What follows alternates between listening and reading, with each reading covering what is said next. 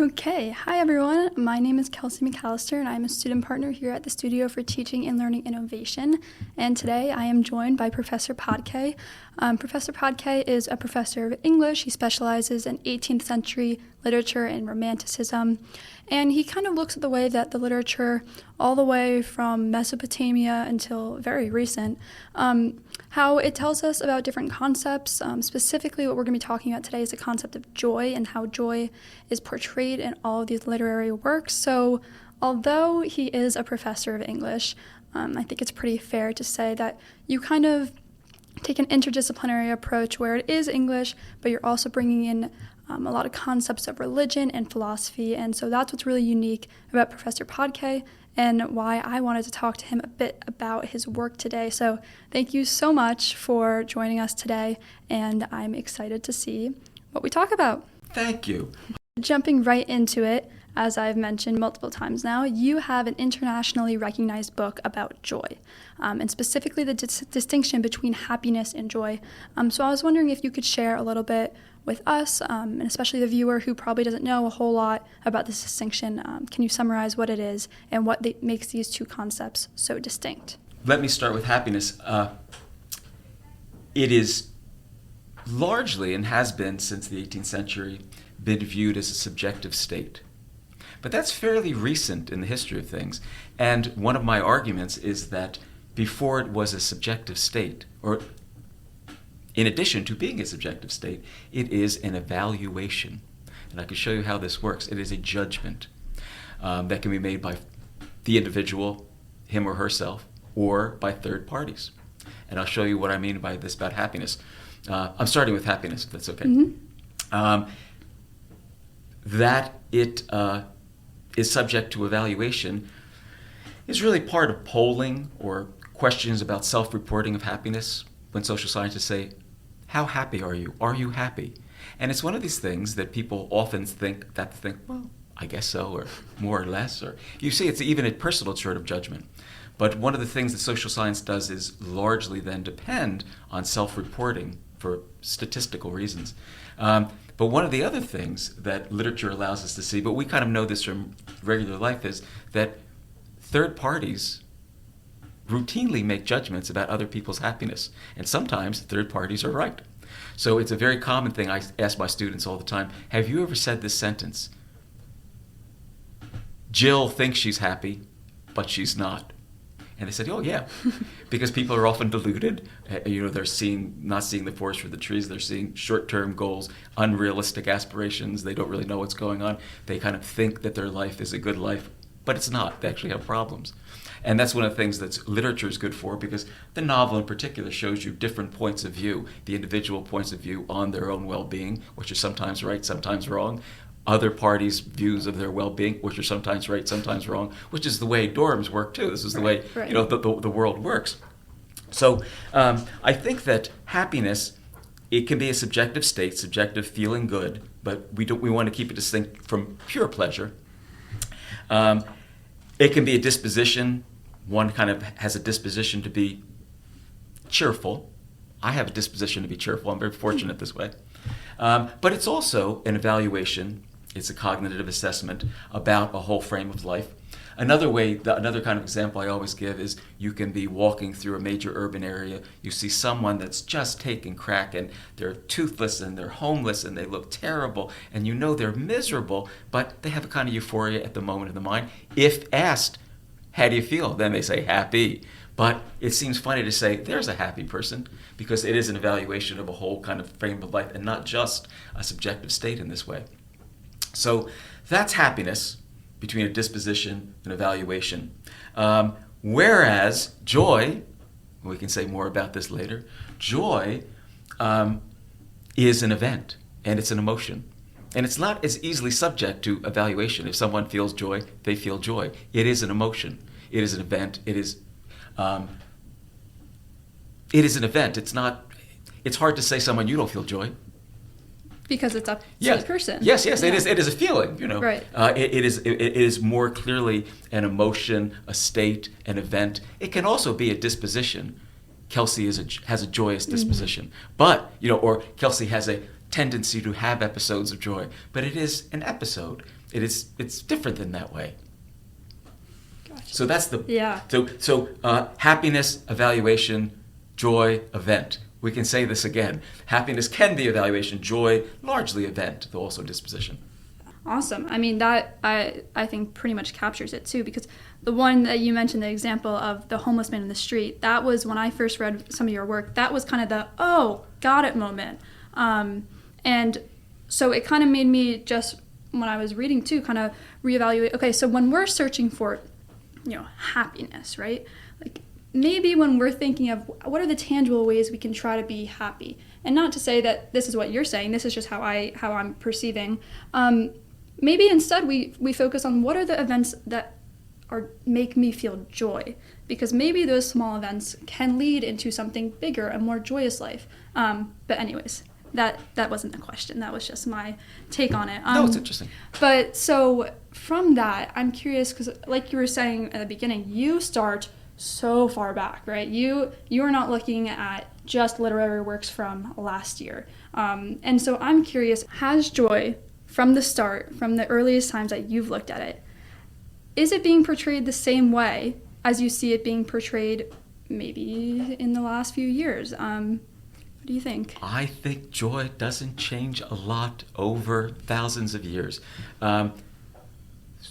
We can start, even before we jump into literature and religion, and religion is key here.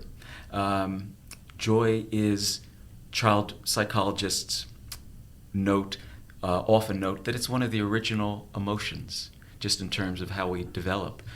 You can break down all emotional responses into three basic elements: desire, joy, and sorrow. This is kind of like infant psychology on. And desire is you want something to happen, or you want something restored, and it does happen, or it is restored, and then you feel joy. Or you want something restored, and it's not restored, often meaning the caregiver or some sort of physical comfort, and then you feel sorrow. Or you can desire to avoid something, to avoid some menace or scary thing. And if you do avoid it, you feel joy. And if you don't, you feel sorrow. So Seems in a simple way, enough. it's a really fundamental building block, and it's a part of our emotional makeup that's less a question of interpretation culture than happiness. Does that make sense? Yeah. No, that definitely is. So that's just basic psychology there. Then when you get into the record of civilization, really, joy is a term that is deeply rooted in all world religion, from the Sanskrit Upanishads to the Bible, etc. But the reason that a good number of students, I just saw a number of students since I've talked to you first, on the campus of William & Mary with T-shirts that say joy, that means this is a campus Christian group, because joy is a religious motion par excellence. It's the emotion of transcending ordinary life, some connection to higher power, to some greater promise, to assured approaching good. I've got joy, joy, joy deep down in my soul. This is an old campfire sort of hymn. Joy to the world, the Lord has come. And it's large. In the Bible, in the New Testament, St. Paul's epistle to Galatians, chapter 5, talks about the fruits of the Spirit. If the Holy Spirit descends upon you, the first fruits of this are love, joy, and peace. So it's one of these chief fruits of the Spirit. It's large this way. And it becomes actually an anxiety after Luther, who says, the father of Protestantism, one of the main father of Protestantism, the best known name at least, makes this a kind of religious concern. He says, I know that the promise of Christ is true. I accept this approaching good. I should have the most great joy in the world, but I don't.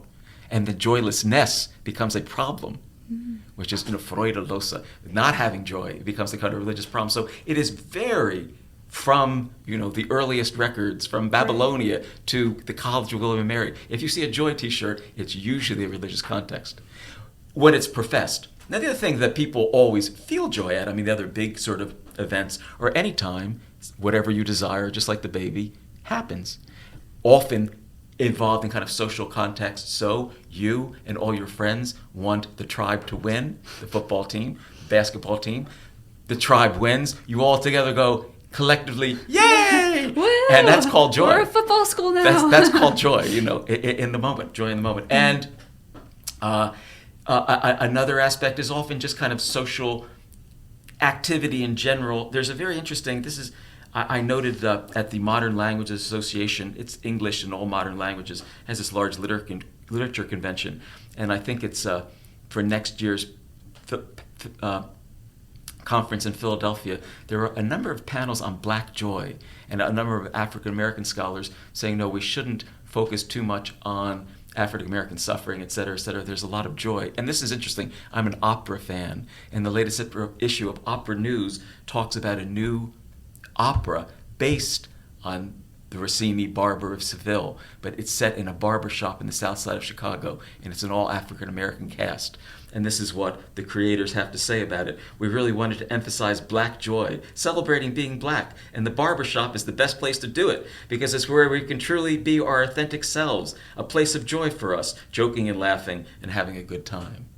It's a place of joy. So social, religious events, that is, and I guess a tendency to have such joyful events is to be a joyous person. Right. Yeah. Wow. With what you're saying about religion too, I'm curious. So you're saying from this child psychology point of view, right? It's all about desire and how either we get the desire or we don't get the desire, and getting the desire makes us feel joy. So did joy start, do you think, if you know this, did it start primarily from religion, and has it then expanded beyond? Or do you think it was this fundamental understanding of this emotion of joy even before, and then it kind of got adopted by religion? Well, it's part of our constitution. It's part of our elemental makeup. It's one of our first expressed emotions as infants. But one of the things that people have wanted, as long as we have records of these things, is some sort of transcendence of the ordinary. Mm-hmm. And one can say, well, how can you have joy? You're not saved yet. Well, you can view this as a certain approaching good, a certain good. You have an intuition of it. This Holy Spirit comes to you, something from out you kind of possesses you, and you know it's going to happen, and you have this joy. And the interesting thing about that is connecting the infant to the religionist is in neither of these cases is this entirely dependent on you or your will. You can do more in terms of will, mm-hmm. To be happy. But these are gifts. The Spirit has to come to you, the caregiver has to come to you, mommy has to come to you, the football has to win. There's a lot of, you often feel joy when the good comes, or you feel assured of the good, and it's not entirely, or not at all in some cases, in your control. How about that? One of many people's favorite parables, Jesus' parables in the New Testament, is the story of the prodigal son who goes off, spends his father's inheritance, wastes it all, in loose living, mm-hmm. and then comes back, and there's great joy, and it's like the greatest joy because what was lost is found. And then that becomes the hymn, Amazing Grace. I once was lost and now I'm found, blind I can see. And the other brother says, well, what about me? I've been working with you the whole time. And he goes, well, what was lost is now found. Everything I have is yours, the other son. But when something is lost, when something is gone and it comes back, it's surprise, restoration.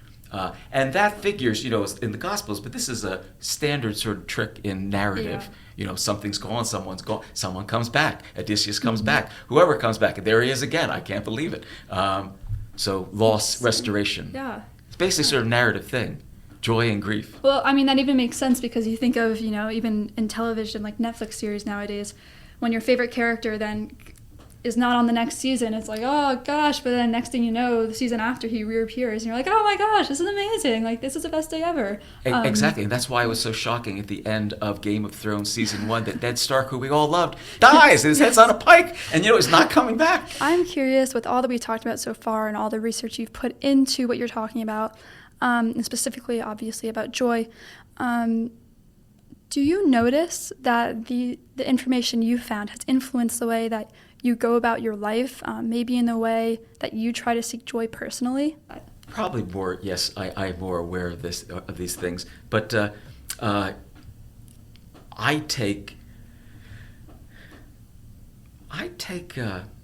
consider part of the happy life, which is can also be thought of as the flourishing life, the good life. And of course, I guess this becomes even truer the older I get. Work and fulfilling work, exercising your capacities to their limit in a sort of good way. And that's true of work, it's true of teaching, it's true of writing, interpersonal relations, tennis, whatever sport one plays. Just try to do something, to do it well, will bring certainly a pleasurable mental state, and sometimes, joy, yes. Has this influenced, you kind of mentioned it before, has this influenced maybe the way that you approach teaching? Sure. It has. Well, to start off with, I initially said that I've been teaching the Bible and literature, originally with my late wife, who passed away some time ago, but solo since then, since 1991. So there it is. Speaking of, speaking about religious joy and the Bible. And I've been teaching sort of more large thematic courses for many years. When I was working on my Passion for Happiness book, I was doing Enlightenment Ideas of Happiness. I used to do the Joy class, then I was doing the Hope class. I often do a class on the problem of evil, why do bad things happen to good people, and why, if there is a good God, and how can one avoid the evil, how can one avoid in one's life the evils that are avoidable? Mm-hmm. And this is an 18th century class I do, 17th, 18th century, and I'll start with Milton's Paradise Lost, and it's the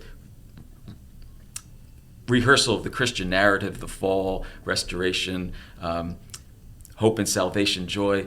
But then I love to do, there were very wonderful translations in the 18th century of classical sources, which kind of are more therapeutic, and they're kind of leading you toward happiness of a kind of therapeutic variety.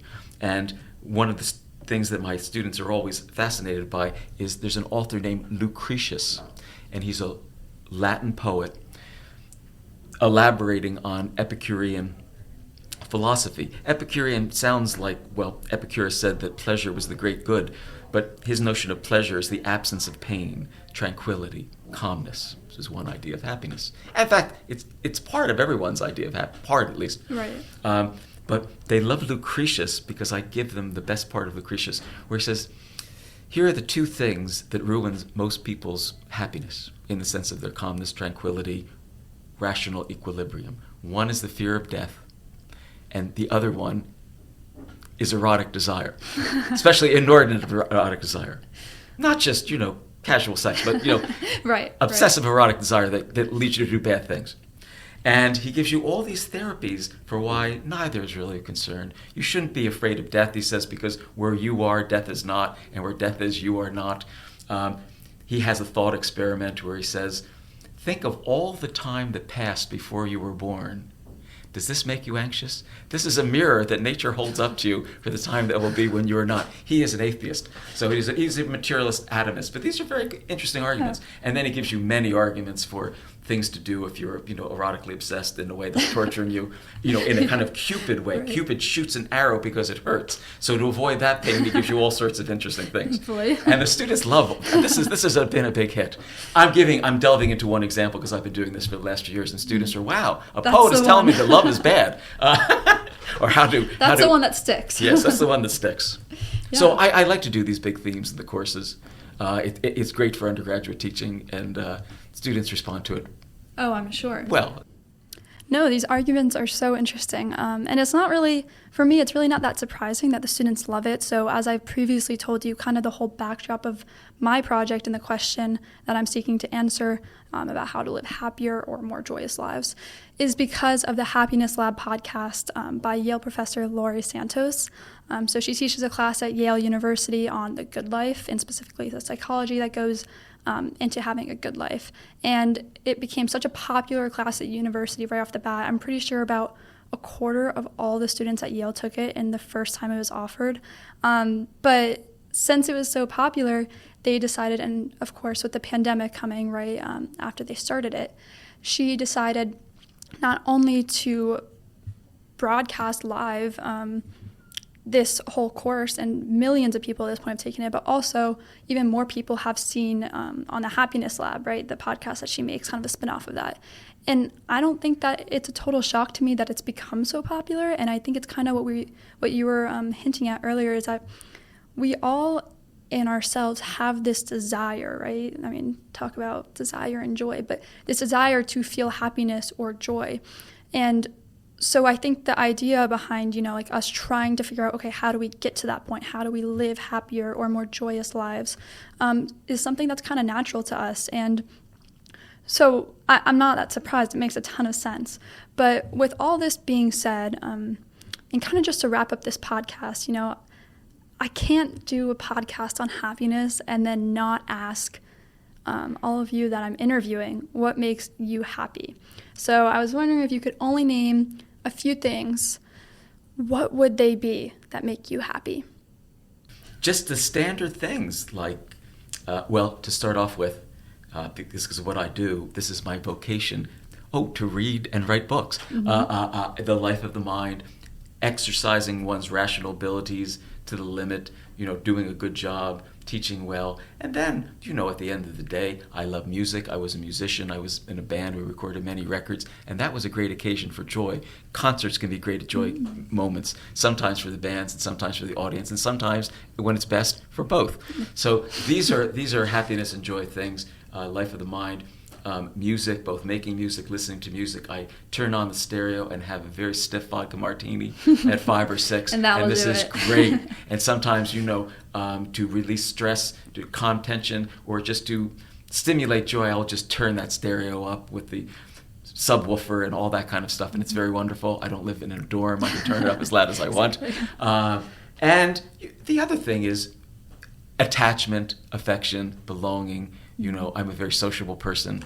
My first wife died and colleague 5 years ago, and I've been remarried now for a year. And my first wife colleague said, "You must get married. You're a very sociable, person." Right. So the standard things, family life and affection, attachment, having a partner, and family, and things that most people like. No, exactly. All right. Well, awesome. This has been amazing. Thank you so much for coming. I know you're so busy, and I appreciate it so much. It's been a great pleasure. Thank you. Awesome.